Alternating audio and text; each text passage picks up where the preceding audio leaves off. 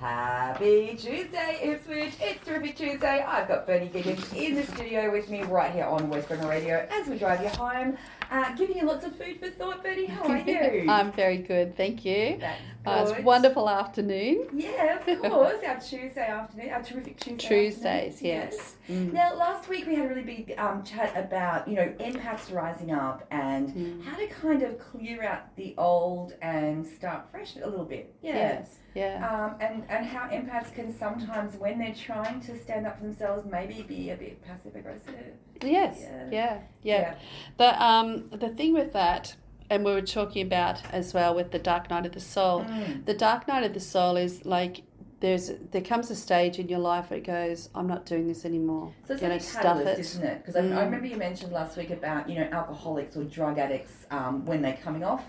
They can sometimes, have this dark night of the soul. A lot of them do. Yeah. There's another thing as well. A lot of people that before committing suicide, they have the dark night of the soul as well, without realising if they could just sit with it or, ask for help or guidance, from above. Because your spirit, your soul is always there. Yeah. If you can get in tune with it. But because our mind is so strong and it's so loud, it's taking over. Yeah. But, I've known a lot of people that you go, oh my gosh, they left too early or whatever it is. But it's a split second. It's either, stay with it, what is the next step? It's not going to be all like this. Yeah. If I can hang in here, that's when things start to happen. Yeah. A lot of people as well, it's almost like depression. They can't stop crying. They just don't know what's going on. But it's whatever you've been doing. What is it?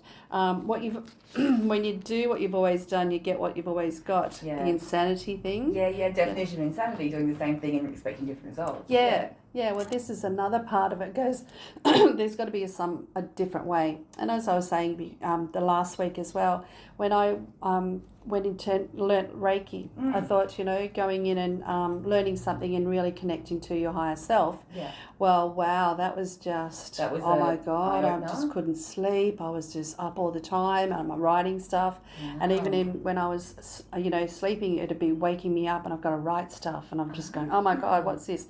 And it was scribble and it was like, what's going on? But it was just bringing up because you're waking up your spirit. Yeah. It's coming up through the old crap that you've always been through. Yeah. Then it starts giving you pictures and memories and stuff like that of your past.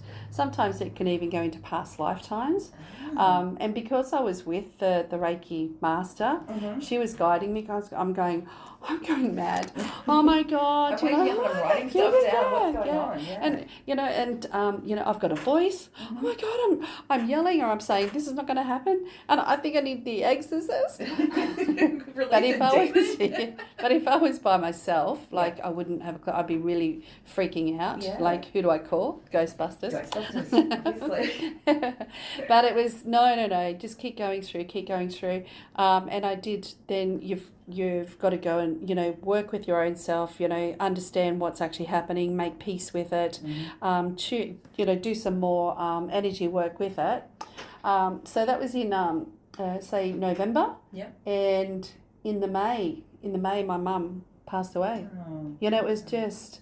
But it was like I was going through all of these shifts and changes, which was bringing up a lot of the childhood issues and stuff like that. Okay. And I'm going, oh, this is really good. I can finally release stuff. Yeah. And it was just timing as well. And this is what the Reiki master was saying. It was her time, her journey. And I'm just taking, I didn't get to see her. I didn't get to do whatever it was. But it was like, holy cow. And that was the spiritual awakening. Yeah. It was just uncurling as it was going through. Yeah. And then when I did actually go to, because she lived in a different state, I could actually make peace with her, and I could almost, there was a couple of times that I was helping her go to the other side. Oh, wow.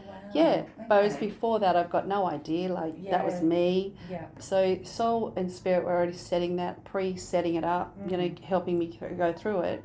And I realised afterwards, I'm going, oh wow, if I hadn't had that, I wouldn't be doing this. I'd be just locked away. Because it gives you that whole different mindset, doesn't it? A different way of looking at things, I guess. Yes. Yeah, absolutely. Wow. But that's your spiritual awakening. Yeah. And then you've got a choice. You either keep going on that path or you, oh God, I better not do this.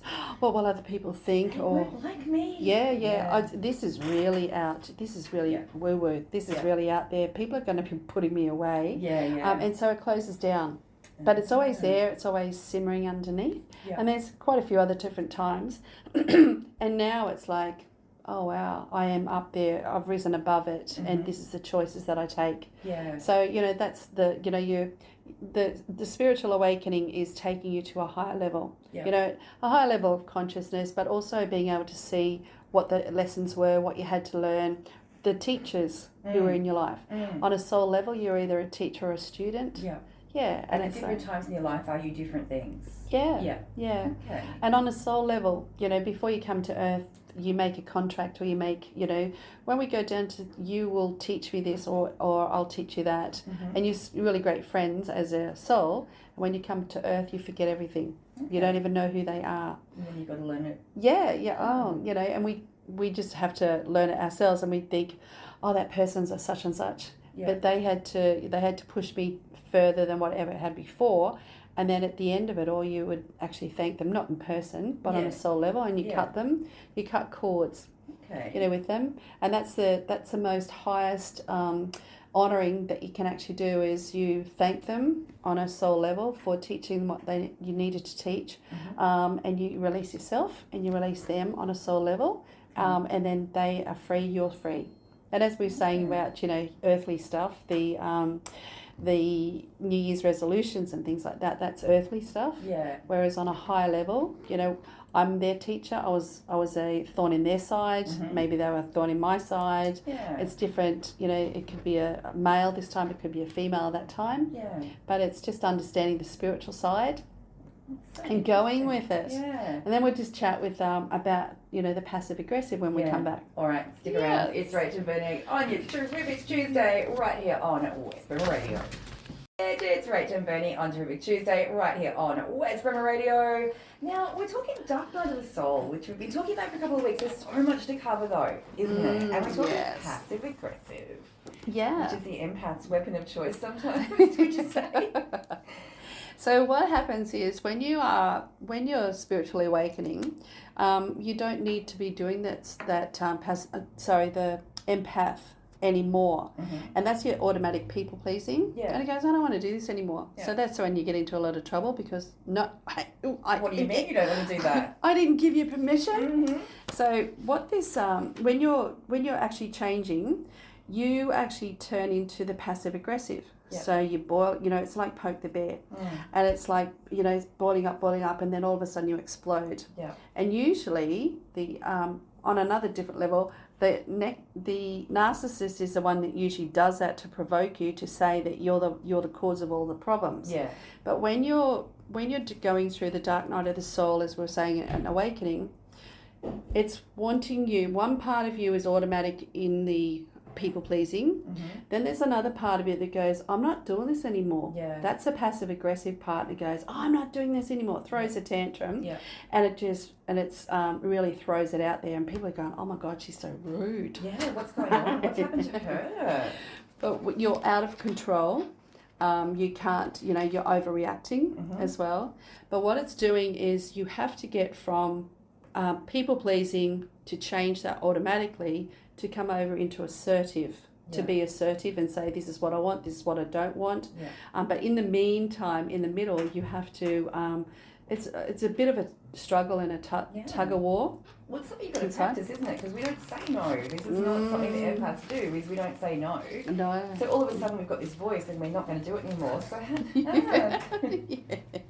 As we said before, make sure that you replace your wishbone with a backbone. Yeah, it's like when little kids learn to speak and they don't know how to control their volume or their, You've been silent. and you've been doing this for such a long time, it does come out. It's almost like fizzy. When we first, some of the clients, if they, they're first doing it, it's like, oh my God, I swore so much. I did this, I did this. Yeah. I said, that's fine. It'll cool down. Yeah. It's just that you've never allowed yourself. You've never been allowed. Yeah. And now in this new rising above, this is your new way of being. Yeah. So some of the things, so when you're passive, it looks like lack of eye contact, looking down, not expressing yourself. And it says, I'm okay with whatever you want. People don't think about my feelings. It's fine. I don't want to get anyone into trouble. And then when you're going to assertive, when you're assertive, it goes, you do make eye contact. You are calm but firm voice. You respect your rights and the rights of others. And it sounds like, I don't want to play soccer. Do you want to play football instead? You're saying what you want. I feel sad when you say I can't play statements that start with I. So you're actually taking ownership. Yeah. When you're in the aggressive, when you've got to go from the automatic people pleasing, then you wake up I am not doing this anymore. Yeah. The aggressive is rolling, eye rolling, finger pointing, angry, forceful words, focused on your needs, rude or bossy. This is what we're doing. You can't play with me if you don't play this game. Statements that begin with you. Yeah. But you have to understand where it's come from. The more that you're just undoing so many cages of you've always been told you can't do this, and it's undoing all of that. So it's all going to come out. Releasing the Kraken. Absolutely. And then it's like you got to reel it back a little bit. Okay, that was too much. Let's reel it back, and I'll meet it in the middle somewhere, and I'll be assertive without, being scary. Yeah, absolutely. But when you understand where it comes from as well, that's when you really have such compassion for yourself, because there's some time in your life as a child, because there's nothing about anybody else. It's all about you that you're still hiding. Now, one of the ones is that, as a child, to get attention, because there's no attention, then you will retreat or withdraw to try and hopefully somebody will come and look for you. They don't come and look for you. So then you do something else for more attention. And then when you grow up, you're still doing the childish thing. Yeah. And now you're not. It's like, I don't need to do that anymore. Yeah. It's like swallowing poison and hoping the person dies. Yes. So the more that we're injuring ourselves and hurting ourselves because we want the other person to, instead of saying, hey, you've really hurt me, we just do all of these assuming and we just charade, swallowing it down, swallowing the rage. But it's a bit like charades. Sounds like, looks like, and goes, in actual fact, you just ticked me off or whatever it is. And but the other part is, don't stay around these people, because we were talking about toxic healthy. Find what is toxic healthy, because you don't know. Yeah. It's been covered over. You've never been allowed. You just keep going on, head down, bum up, little turtle. Yeah. And it's learning what is toxic, what is healthy. Yeah. How do I want to feel? And we said it before. How does this person make me feel? Do I want to go to work? Some people that I used to work with, they would spew up before they went into work. Because that's a bad workplace. Yeah, but no, I've got to keep going. But you do what you have to do. Again, the insanity thing. And it's like, but I have a choice now. Yeah. And when you get into that assertive side, like I said, it's a big play. You have to go across this passive aggressive. Where am I doing that to myself? Because it's self-inflicted. Yeah. And when you get down to the bottom of it, you go, actually, I don't need to do this anymore. Now I know where it comes from. Yeah. I'm okay with this. Yeah. What are your triggers? What triggers you? Yeah. To make you go into the passive aggressive. Yeah. If they dismiss me, if they, talk over me, if they do whatever it is, what is it for you? When you find those triggers, okay, it's coming up. Okay. Or you say it to somebody, listen, it just really ticks me off when you do that. Can you not do it? If they keep doing it, ditch them. Get rid of them. Absolutely. And sometimes anger off the train. Anger is freeing, isn't it? It's empowering. Yeah. It's more empowering than being sad or And don't be scared of it. Yeah. We're taught to be scared of the anger. Yes. When in actual fact, that is our human nature of you've crossed the line. Yeah. And that's a boundary. It's not ladylike Yes. Yeah. Or one of your parents have been like that, and it really scares you as a little kid. You're not a little kid anymore, but you're still a little kid in the mind. Yeah. And it's like, no, I can handle this. This is all for me. I'm a big grown-up person with my big girl panties on. Hey. All right, well, stay tuned because we'll come back and we will wrap this up. So don't go anywhere, Bernie. It is Rach and Bernie on your Terrific Tuesday right here on West Brimmer Radio. We're talking passive-aggressive right now, aren't we, Bernie? Yes, but we are wanting to get from people-pleaser through the passive-aggressive and into the self-assertive side. I like that you describe the passive-aggressive as a river that you've got to cross. That just, in my mind, that makes it so clear. Yeah. You got to learn it because you've got to unlearn a lot of stuff, and the passive aggressive is the anger inside. Yeah. You know, why the hell did that happen? And it's just learning to work with it. Yeah. Because it's been kept, you know, it's almost like the raging tiger or the raging lion, and you've kept them away, you've locked them up, and it's like, bring them out. Because all they're doing is protecting you from something. Yes. And then, and putting you in the right space, you're in the wrong relationship, you're in the wrong career.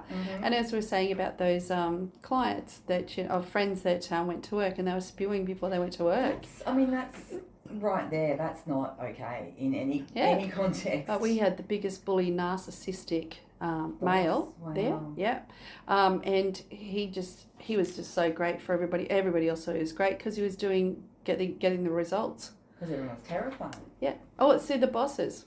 When you go into, you're supposed to have somebody else. You can't just have one in control. And he wasn't one of the big bosses, but he was getting all the results. Right. And so it's okay, do whatever you need to do. I hear it all the time. That's awful. Yeah. So there's lots and lots of people that haven't got the backup. The managers don't want to do anything about it.